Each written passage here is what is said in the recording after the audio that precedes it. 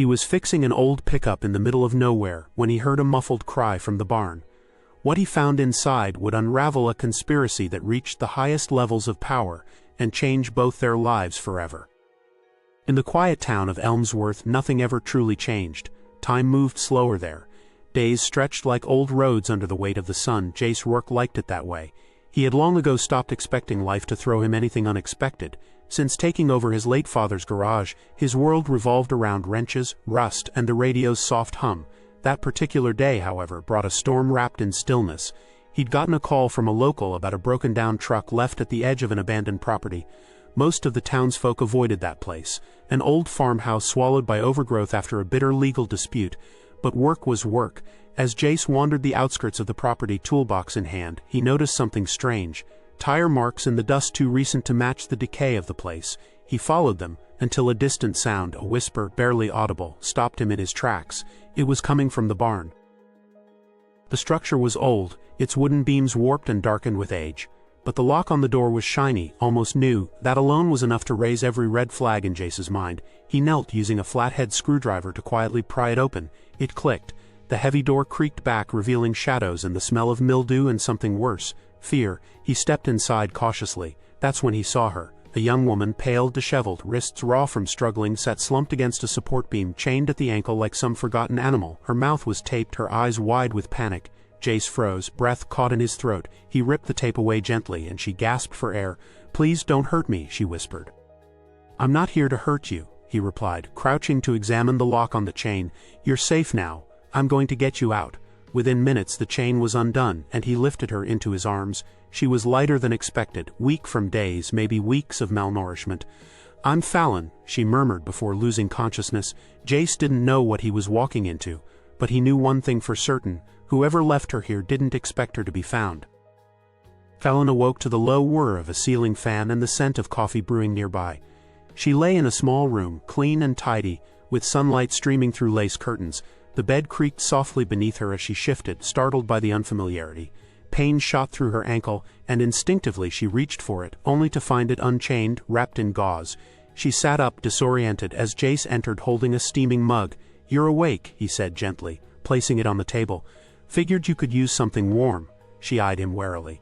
"Where am I?" "Above my garage." "You passed out. Thought you'd be more comfortable here than a hospital. Figured you wouldn't want questions." Silence fell. Fallon didn't yet know if he was trustworthy, but the bandaged wounds and warmth of the blanket told her he hadn't hurt her, not yet. Over the next few days she remained mostly quiet, watching him work from the window. He stayed out of her way, left meals outside the door, and checked on her only when necessary. He never pressed for answers. Gradually she began to speak, to herself at first, then to him, her name, where she was from, then why she was chained in that barn. Fallon Cade was heiress to Cade Global Shipping, a company her father ruled with an iron fist, but behind the glossy headlines of luxury and charity galas lay a storm. Fallon had dared to question how the company's wealth was built, uncovering shady offshore dealings and a network of shell corporations. "I threatened to expose them," she confessed, staring at her tea. "A week later I vanished."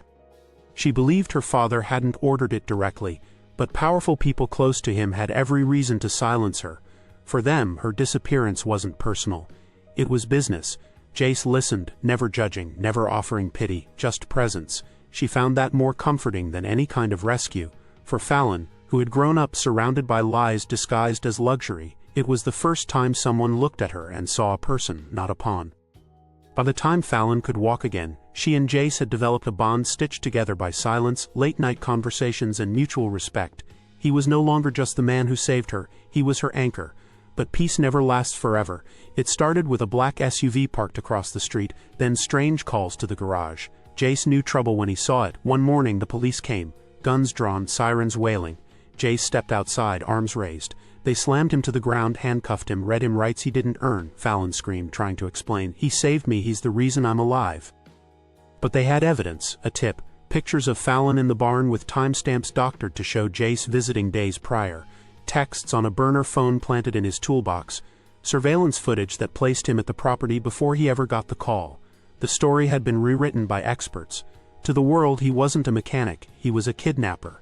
Behind bars, Jace refused to break. "They're coming after you next," he warned Fallon during a brief visit. "Don't back down." She didn't plan to. Fallon Cade wasn't just a survivor, she was a strategist. As soon as she was free, she reached out to the only person who might help, an independent investigative journalist named Mara Vex, once blacklisted for uncovering a government scandal. Together, they began to trace the network that had orchestrated her kidnapping and the framing of Jace. Fallon dug into encrypted company files she had secretly downloaded months ago. What they found was worse than she'd imagined, an internal conspiracy stretching across continents involving corrupt board members and massive bribes to foreign officials. She released everything. The press conference was held outside Cade Global headquarters. Fallon stood before dozens of cameras and declared war on the very machine that created her. She revealed her captors' names, the falsified evidence, the money trail, and then she told the world about Jace Rourke. "I wouldn't be standing here if not for him," she said.